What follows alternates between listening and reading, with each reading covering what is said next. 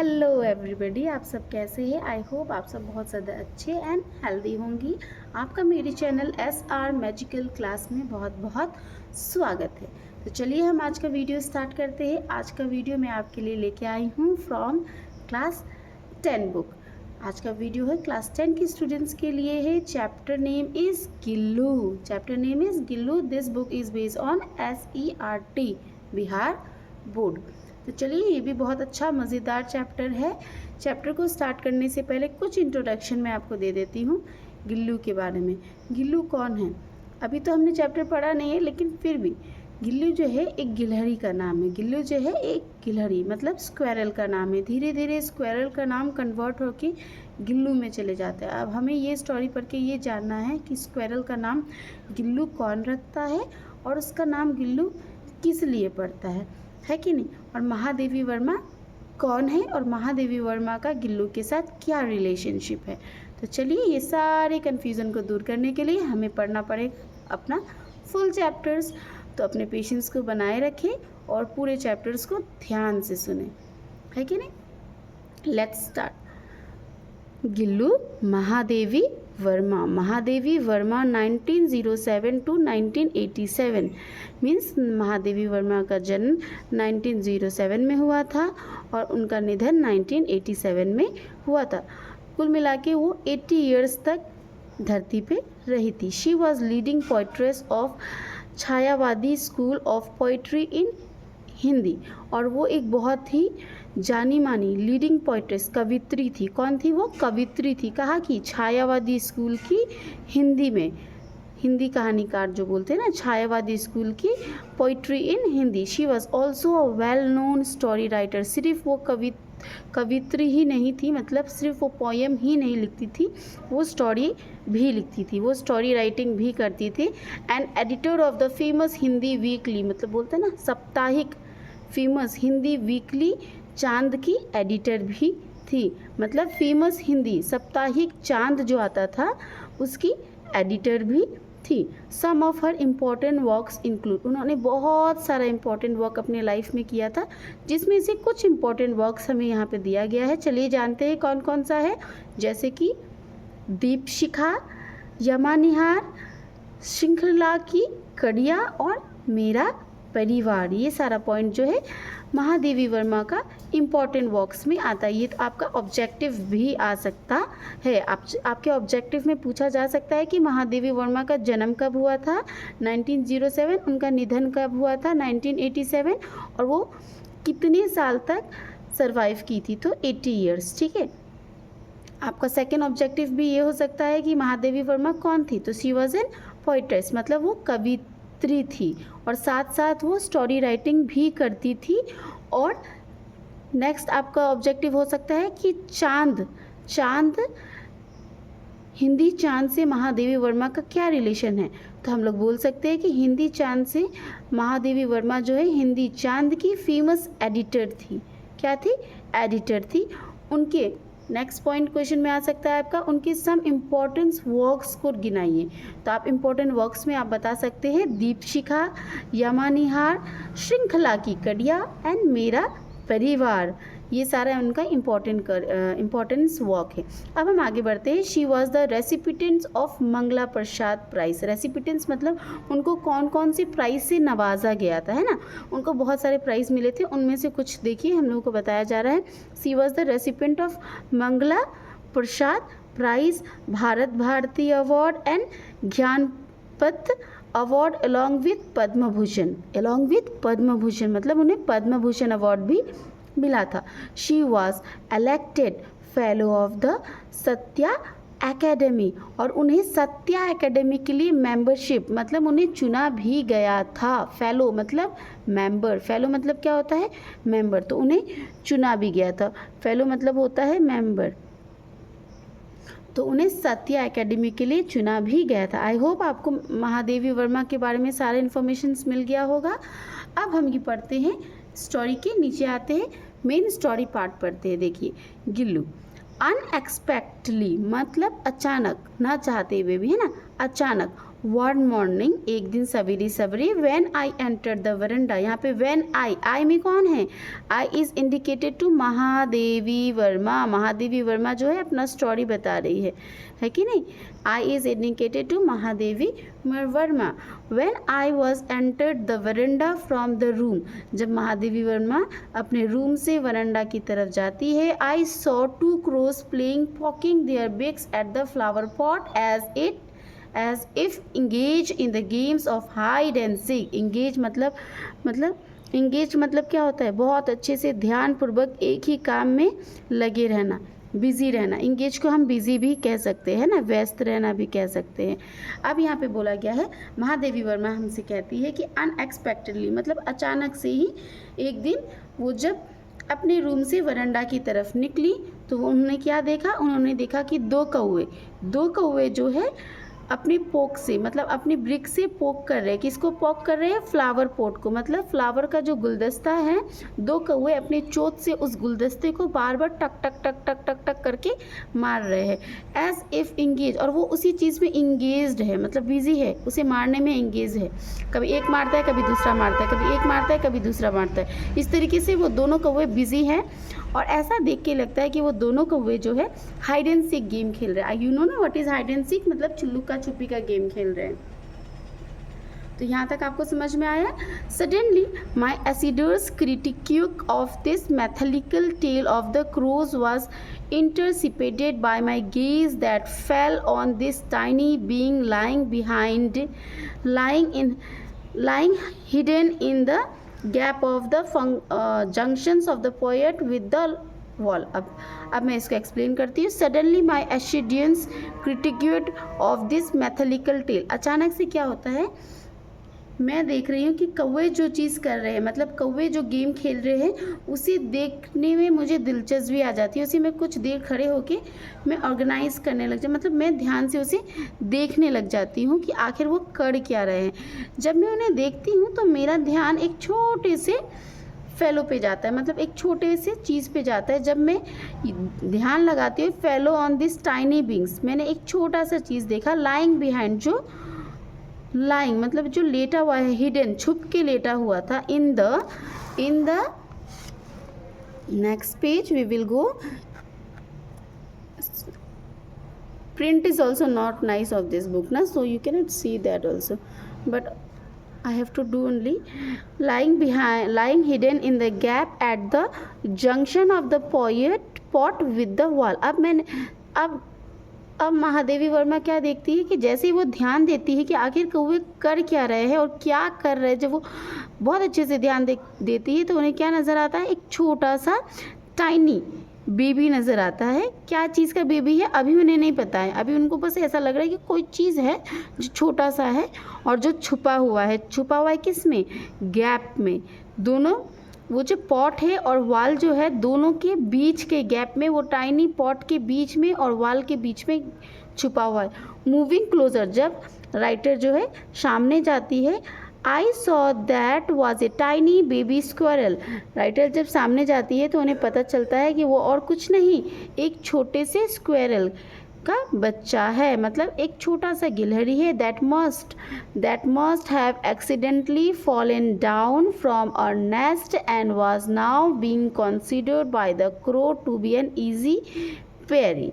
अब यहाँ पे बोला जा रहा है कि राइटर हमें बताती है वो एक छोटा सा स्क्वायरल का बच्चा है, शायद ये बच्चा जो है अपने नेस्ट से, अपने घोंसले से गलती से, एक्सीडेंटली मतलब होता है गलती से गिर गया है, और गिरने के बाद जो है इसे देख लिया गया है। किसके द्वारा देख लिया गया है, टू क्रोस के द्वारा, मतलब कौवे के द्वारा इसे देख लिया गया है। और जब कौवे ने इसे देखा है तो कौवे इसे अपना निशाना बना लेते, अपना पेयरी बना लेते हैं कि नहीं, अपना निशाना बना लेते हैं। Having sustained 2 wounds due to the assault by the pair of crows was enough for his tiny being and he was now motionless clinging to the pot। क्योंकि वो स्क्वायरल का बच्चा बहुत ज़्यादा छोटा होता है और 2 कौवे मिलके उसे इतना ज़्यादा टॉर्चर करते हैं, जिसकी वजह से वो जो स्क्वायरल होता है उसकी बॉडी में 2 कटे हुए निशान बन जाते हैं, जिसकी वजह से स्क्वेरल जो है मोशनलेस, मतलब हिल डुल भी नहीं पाता है, मतलब ऐसा लगता है कि स्क्वेरल का आधा जान निकल चुका है। Everyone remarked me that as he could not survive, everyone remark that as he यहाँ पे क्या है, he is indicated to a squirrel, he is indicated to a squirrel, यहाँ पे ही जो है स्क्वेरल को बोला जाता है। Everyone remark that as he would not survive after having been so isolated by the crow. सब मुझे ये कह रहे हैं कि स्क्वेरल जो है अब आगे जीवित नहीं रहेगा, क्योंकि क्रोज ने उसे बहुत ज़्यादा प्रेरित किया है, क्रोज ने उसे बहुत ज़्यादा प्रेरित किया है। ही बी लेफ्ट अलोन, तो इसीलिए स्क्वेरल को हमें अकेला छोड़ देना चाहिए। But my mind refuse to accept to their views and therefore I gently lifted him up and brought him to my room.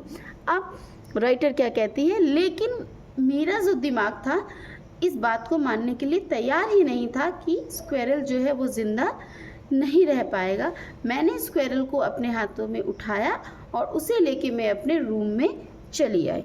And after wiping the blood, और जब मैंने उसका खून को पोछा, वाइपिंग मतलब होता है पोछना, wiping the blood from his wound, wound मतलब होता है कटा हुआ का निशान, जहाँ पे हमें इंजर्ड होता है ना उसका निशान।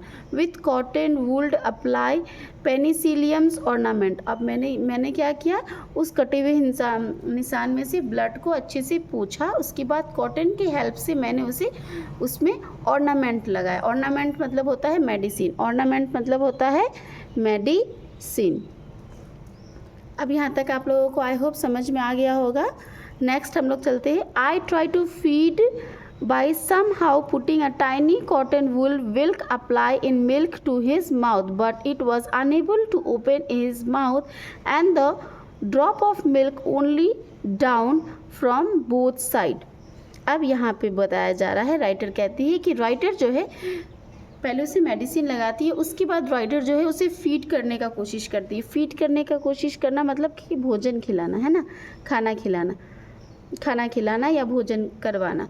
तो उसके पेट भरने का कोशिश जब राइटर करती है तो राइटर क्या करती है, एक छोटा सा कॉटन ले लेती है, रुई का टुकड़ा ले लेती है, उसे वो मिल्क में डुबाती है और मिल्क में डुबाने के बाद धीरे से, जैसे हम छोटे बच्चे जो जन्म लेते हैं ना उनको जैसे कि फीड करते हैं, उसी तरीके से राइटर जो है उस बच्चे को, स्क्वेरल के बच्चे को फीड करने का कोशिश करी।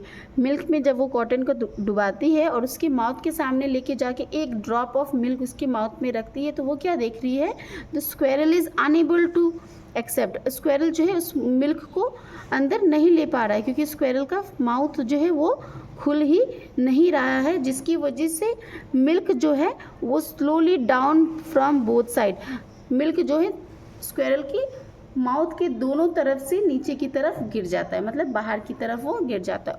ओनली आफ्टर सेवरल आवर्स, कुछ घंटों के बाद, trading could I damage to pour one drop of water in his mouth.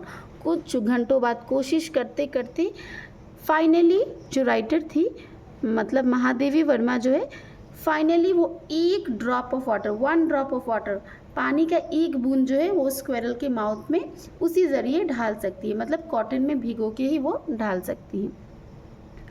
देती है, sorry. I cannot see also. But on the third day he becomes so much better and assured that he could use his two tiny claws to hold my finger. लेकिन तीसरे दिन ही squirrel का बच्चा जो है वो अपने आप को थोड़ा बेटर फील करता है, और इतना बेटर तो वो अपने आप को फील कर ही लेता है कि वो महादेवी वर्मा के फिंगर को अपने हाथों से होल्ड कर सकता है। And gaze all around with his blue glass bleed like eyes, और चारों तरफ महादेवी वर्मा के साथ वो घर में घूमता है और उसकी स्क्वेरल का जो आँख रहता है वो ग्लास की तरह लगता है, blue glass blade like eyes, उसका आँख जो रहता है वो बहुत ही ज़्यादा खूबसूरत लगता है। गिलहरी का आँख बहुत ज़्यादा सुंदर होता है, अगर आपने ध्यान से देखा होगा तो ऐसा लगता है गिलहरी को देख के कि ऐसा हमें लगता है कि काश हम उसे पकड़ सकते हैं कि नहीं, बहुत ही प्यारी सी होती है, बहुत ही नटखट रहती है। तो सेम चीज़ यहाँ पे भी है।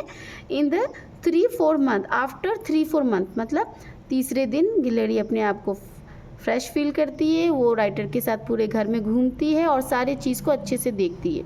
और तीसरे चौथे मंथ में ही एसोनेटेड एवरीवन विथ हिज स्मूथ फर, वो जो है सबको आश्चर्य में ला देती है स्मूथ फर से। मतलब गिलहरी का जो आउटर बॉडी का जो पार्ट रहता है कि नहीं, उसे हम फर कहते हैं। क्या करते हैं? फर। और गिलहरी का जो फर होता है वो बहुत ज़्यादा मुलायम, एकदम कॉटन की तरह लगता है, बूजी टेल और बहुत ही घना पूंछ, एंड नॉटी रिफ्लुएंट आइज, और एकदम नटखट सा आँख जो एक जगह टिक नहीं सकता है, जो कभी यहाँ देख रहा है कभी वहाँ देख रहा है।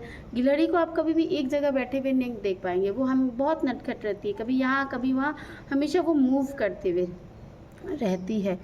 नेक्स्ट पैराग्राफ पढ़ते हैं। A transformation from common to proper noun. यहाँ पे कॉमन टू प्रॉपर नाउन की मतलब समझ लीजिए। ट्रांसफॉर्मेशन मतलब बदलाव, ट्रांसफॉर्मेशन मतलब बदलाव। अब क्या होता है, गिलहरी का जो है स्क्वेरल का ट्रांसफॉर्मेशन होता है। कैसे? अब गिलहरी को बोला जा रहा है स्क्वेरल। स्क्वेरल क्या है? Squirrel is a common noun. दुनिया में जितना भी स्क्वेरल है सबको हम स्क्वेरल ही कहते हैं, है कि नहीं? जितना भी गिलहरी है सबको हम स्क्वेरल ही कहते हैं। तो स्क्वेरल एक कॉमन नाउन हो गया है। और अब जाके राइटर जो है स्क्वेरल को प्रॉपर नाउन में कन्वर्ट करती है, मतलब स्क्वेरल को एक नया नाम देती है जो नाम रहता है Gillu. Followed and we'll start calling him Gillu. और अब यहाँ पे राइटर उसे क्या बोलना स्टार्ट कर देती है? गिल्लू। मतलब गिलहरी का नामकरण हो जाता है और गिलहरी को राइटर जो है गिल्लू नाम से बुलाने लग जाती है। मतलब कॉमन टू प्रॉपर नाउन गिलहरी ट्रांसफॉर्मेशन में आ जाती है। आई होप आप लोग सबको समझ में आ गया होगा। गिल्लू, अब पता चल रहा है ना चैप्टर का नाम गिल्लू क्यों रखा गया था? राइटर ने ही रखा था, गिलहरी का नाम कन्वर्ट कर दिया था उन्होंने और गिल्लू रख दिया था, और गिल्लू नाम पे ही ये पूरा चैप्टर आधारित है। आगे बढ़ते हैं। I hung a light weighted flower basket link with cotton wool in the window with the help of wire. अब राइटर कहती है कि उन्होंने एक बहुत ही मतलब सुंदर सा फ्लावर बास्केट, फ्लावर का जो बास्केट होता है हल्का सा, उसे उन्होंने वायर की हेल्प से, क्या से हेल्प के? तार की हेल्प से विंडो में, खिड़की पे बांध दिया था। और उस बास्केट में वो बहुत सारा कॉटन रख देती है। क्या रख देती है? Cotton. For 2 years this was Gillu's abode. और 2 साल तक, कितना साल तक? 2 साल तक गिल्लू का ये बहुत ही अच्छा प्लेस बन जाता है बैठ के बाहर का नज़ारा देखने के लिए, है कि नहीं? All were pleasantly astonished at his antics and intelligent. और जितने भी राइटर के घर में मेंबर्स रहते हैं सब ये चीज़ को देख के बहुत ही आश्चर्य में पड़ जाते हैं कि गिलहरी जो है गिल्लू, वो कितने अच्छे से ये सारे सीन्स को एंजॉय कर रही है। अपने बास्केट में बैठना उसे कितना ज़्यादा पसंद आ रहा है कि नहीं? ये सब चीज़ देख के सारे लोग शॉक हो जाते हैं। When I would sit down to write. अब राइटर कहती है when I would sit down to write he would be seized by such an acute desire to attract my attention that he deserve a novel way of doing। अब क्या होता है, writer कहती है जब भी राइटर कुछ भी चीज़ लिखने के लिए बैठती, मतलब राइटर तो एक पोइट्रेस थी, अगर राइटर कविता पोएम लिख रही हो या तो स्टोरी लिख रही हो, जब भी राइटर कुछ लिखने के लिए बैठती तो गिलहरी जो है आराम से जाके उसी विंडो के पास बैठ जाती है और कंटिन्यूसली राइटर को देखते रहती। ऐसा लगता कि गिलहरी पूरा अटेंशन उन्हें दे रही है। He would venture close to my feet. और धीरे धीरे वहाँ से हटके वो मेरे पैरों के सामने आ जाती। सो स्विफ्टिंग ऑफ द कर्टन्स। और कर्टन की हेल्प से, मतलब पर्दे, कर्टन का मतलब होता है पर्दा के हेल्प से, spend with the same breakneck speed. और धीरे धीरे ऊपर की तरफ वो आने लग जाती। ही squeeze could continue at all the time I got up catch him। और कंटिन्यू रहता था उसका यही, मतलब कि नीचे से ऊपर आने की तरफ वो आती थी और मेरे पास आके वो बैठ जाती थी। और जब मैं उसे पकड़ने की कोशिश करती थी, on some occasion I used to hold, कभी कभी। Next page. Gillu and put his tiny body in a long envelope. अब मैं क्या करती थी, एक मैंने बहुत ही बड़ा सा बॉक्स, एनवलप की तरह बॉक्स बनाया था उस बॉक्स में मैं गिल्लू को रख देती।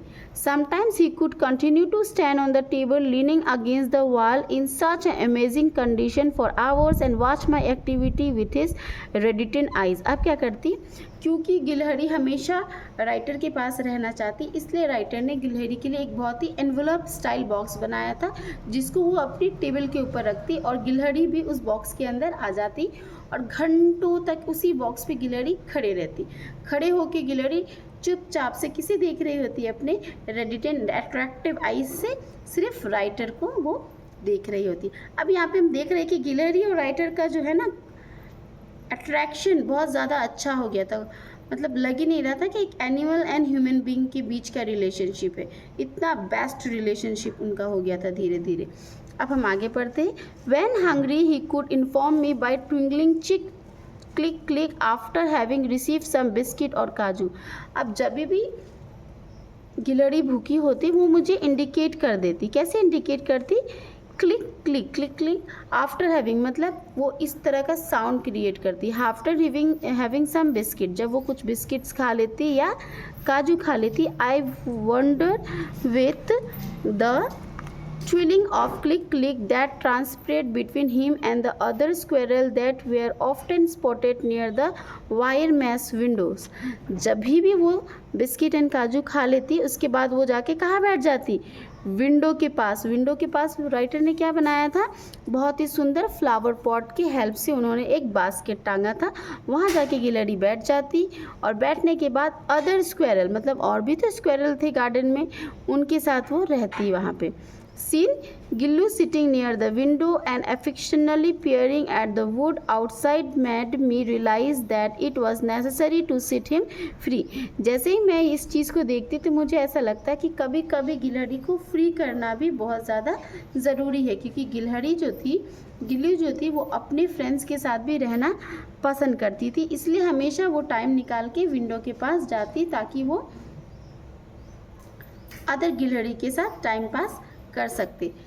By removing some nails, I made a small opening in a corner to wire mesh, and on being able to go out from the open, Gillu's trill to be liberated। अब क्या होता है, मैं विंडो के सामने जो nails रहता है ना, उस नेल्स को जो बोलते हैं ना प्रेक टाइप जो होता है नेल्स, उसको मैं हटा देती। कुछ नेल्स को मैं हटाने के बाद वो एक वे बन जाता है गिलहरी के बाहर जाने का और वहाँ से रिटर्न आने का, क्योंकि मैं देख रही थी कि गिलहरी को बाहर जाना भी बहुत पसंद आता है। Due to my important paper and letter my rooms use to be I cannot see only my rooms used to be remain locked in my absence। क्योंकि मेरे रूम में बहुत ज़्यादा इंपॉर्टेंट पेपर्स रहते थे, इसलिए ज़्यादातर मेरे रूम्स जो है वो बंद ही रहता था। Wire mesh and on being able to go out from the open Gillu's thrill to be liberated. चारों तरफ जो है वायर रहती थी, बहुत पेपर्स रहते थे, इसलिए गिल्लू वहाँ जा नहीं पाती थी। Due to my important paper and letter, my room used to be remained locked in my absence the moment the room was open। जैसे ही मेरा रूम खुलता, on my way from the college, जब मैं कॉलेज से आती, and spin in Gillu would rush on to me, Gillu एकदम दौड़ते हुए मेरे पास आता, and climb and down from my head to toes, और वो मेरे टोज से मतलब फुट से लेके हेड तक, सर तक वो चढ़ता और उतरता बार बार। Since then this had become a rag practice on my leaving the room, Gillu would also make an exit through the wire mesh opening of the window। जैसे ही मैं रूम से चली जाती तो गिल्लू भी उस वायर मैश से बाहर निकल जाता। वो वायर मैश कौन सा वायर मैश, जो विंडो के सामने राइटर ने एक स्पेस बनाया था गिलहरी का बाहर जाने का और बाहर से अंदर आने का। तो जैसे ही राइटर बाहर जाती है अपने रूम से, तो गिलहरी भी अपने रूम से बाहर निकल जाती। जब तक राइटर वापस नहीं आती तब तक गिलहरी भी वापस नहीं आती थी। He would spend the whole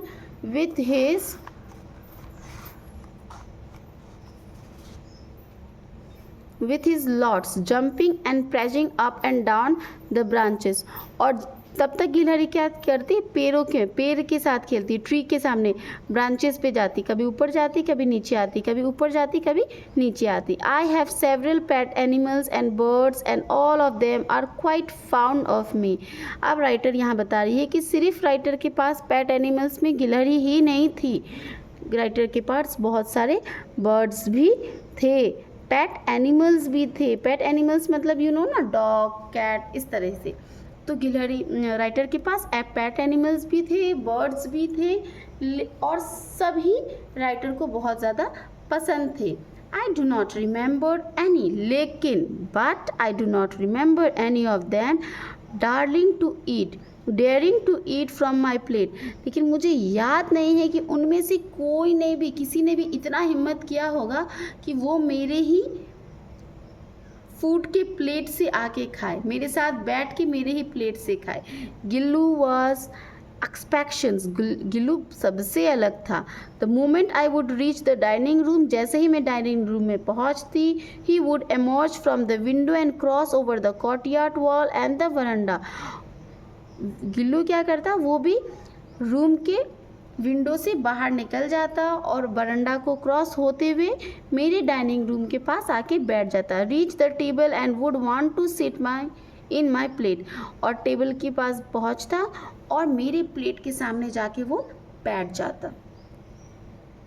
with great difficulties, बहुत मुश्किलों के बाद, I taught him to sit close to my plate, फिर मैंने धीरे धीरे उसे अपने प्लेट के सामने बैठना सिखाया, क्योंकि एनिमल है ना, तो फिर गिल्लू जाता और उसकी प्लेट के सामने एकदम बैठ जाता और इधर उधर करने लग जाता। धीरे धीरे जो है राइटर ने उसे पेशेंटली बैठना सिखाया। हिज फेवरेट फूड वॉज काजू, राइटर को पता चलता है कि गिल्लू का जो फेवरेट फूड था वो काजू था। ये आपका ऑब्जेक्टिव में आ सकता है कि गिल्लू का फेवरेट फूड क्या है, तो आप बता सकते हैं गिल्लू का फेवरेट फूड काजू था। And when not able to survive days he would refuse other food items and threw them down from the swing.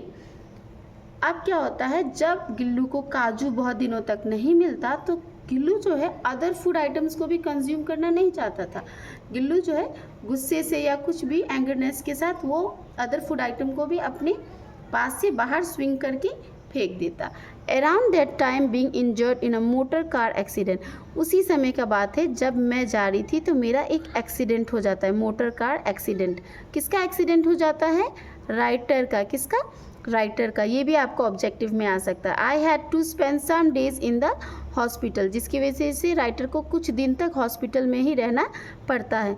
Those days when ever my room was open, Gillu would rush down from his swings, but on seeing somebody else he would with the same alacrity clutter back to sit in the nest। अब क्या होता है, जैसे ही मेरा room खुलता, क्योंकि मैं तो हॉस्पिटल में थी, जैसे ही मेरा रूम खुलता गिल्लू दौड़ते हुए रूम के अंदर जाता, लेकिन जैसे ही गिल्लू देखता कि रूम में कोई और है वो वापस रिटर्न आ जाता और अपने घोंसले में बैठ जाता। एवरीवन कुड ऑफर हिम काजूस, हर कोई गिल्लू को काजू देते। But when I clean up his swing on my return from the hospital, लेकिन जब मैं अपने हॉस्पिटल से वापस आई और मैंने जब गिल्लू का स्विंग को साफ़ किया, I discover it was a full of काजू। मैंने क्या देखा कि पूरा स्विंग जो है, पूरा जो झूला है बिल्लू का, वो पूरी तरीके से काजू से भरा हुआ था। Which only shows how little he was eating his favourite food, ये सिर्फ ये दर्शाता था कि गिल्लू अपना फेवरेट फूड भी कितना कम खा रहा था। कब कम खा रहा था, जिन दिनों में राइटर हॉस्पिटल में थी। मतलब राइटर क्योंकि हॉस्पिटल में थी इसलिए गिल्लू ने अपना खाना भी कम कर दिया था। यहाँ तक गिल्लू ने अपना फेवरेट फूड खाना भी बंद कर दिया था। During the source of my indispositions, during the source of my indispositions he could sit near my head on my pillows and gently stroke my forehead and hair, and his moving away was like the going away of a nurse or attendant। अब क्या होता है, क्योंकि मैं बहुत दिनों बाद आई थी इसलिए गिल्लू जो है वो क्या करता है, मेरे सर के सामने, मेरे हेड के सामने आके बैठ जाता था और धीरे धीरे मेरे सर के पास सामने अपने हाथ को मूव करता था। क्या करता था, अपने हाथ को मूव करने लग जाता था मैं, और मुझे बहुत अच्छे से आराम देने का कोशिश करने लग जाता था। When I used to walk during summer afternoon, Gillu would abstain from going outside and sitting to his swings।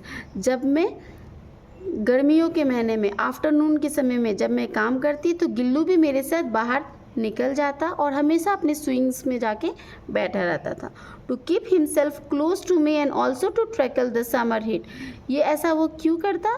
ताकि वो मेरे अपने आप को मेरे सामने ही रख सके और साथ साथ वो समर का हीट भी एब्जॉर्व कर सके। ही हैड डिस्कवर और टोटली फ्यू मंथ। ऐसे करते करते गिल्लू ने टोटल कितना मंथ्स डिस्कवर किया? Few months.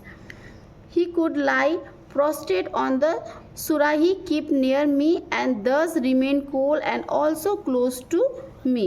और हमेशा वो मेरे सामने ही आके बैठा रहता क्योंकि मेरे सामने एक सुराही रखी गई थी। सुराही ना एक ऐसा बर्तन टाइप होता है, यूटेंसिल टाइप, जो थोड़ा सा जिसके अंदर थोड़ा सा होल रहता है, जिसके अंदर हम जा सकते हैं, बैठ सकते हैं कि नहीं, इस तरह एनिमल्स बैठ सकते हैं, इस तरीके का सुराही रखा हुआ था और वहाँ जाके गिल्लू बहुत ही आराम से क्लोज करके बैठा रहता था। Squirrel have a life span of बेयरली 2 years। हम सब जानते हैं ज़्यादातर स्क्वेरल जो है 2 साल तक बहुत अच्छे से सर्वाइव कर लेती। कम से कम 2 साल स्क्वेरल जिंदा रहता है। 2 साल से अधिक भी कोई कोई जिंदा रहते हैं, लेकिन 2 साल ही मैक्सिमम मिनिमम है। As such Gillu lease of life finally came to an end. यही चीज़ देखते हुए गिल्लू भी हमारे साथ कम से कम 2 साल रहता है और फाइनली गिल्लू का जो लाइफ है वो धीरे धीरे ख़त्म होने वाला था। For the whole day he neither eat nor return nor and venture out. ये सब हमें कैसे पता चल रहा था कि पूरे दिन ना तो गिल्लू खाता और ना ही गिल्लू बाहर घूमता। In the night when with the plain of going away he came to my bed from the swing and clutch to the finger with his lies claws which he had clung to in his near that like state during the natal days। और क्या होता, रात के समय गिल्लू मेरे पास आता, मेरे बेड के सामने बैठता और मेरे फिंगर को अपने फिंगर से क्लंच करता, मतलब पकड़ता और एक एक करके टिप टिप टिप टिप करके हर एक फिंगर को वो छूने लगता और धीरे धीरे दैट लाइक स्टेट, और धीरे धीरे गिल्लू जो है उसी दिन उसने ये धरती को छोड़ दी during his natal days. I hope आप लोग सबको समझ में आया होगा।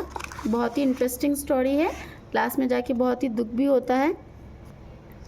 The clothes were getting so cold that switched on the हार्टेड and tried to give him someone. मतलब धीरे धीरे जब गुल्लू मेरा हाथ पकड़ रहा था और उसने अपने प्राण वहीं त्याग दी थी, मुझे ऐसा लगा कि, राइटर कहती है कि मुझे ऐसा लगा कि गिल्लू का हाथ पैर जो है बहुत ज़्यादा ठंडा हो रहा है। मैं उसे गर्म करने के लिए, वार्म करने के लिए मैंने बहुत कुछ किया, लेकिन मैं कुछ नहीं कर पाई। But at the first ray of the morning touch him and departed.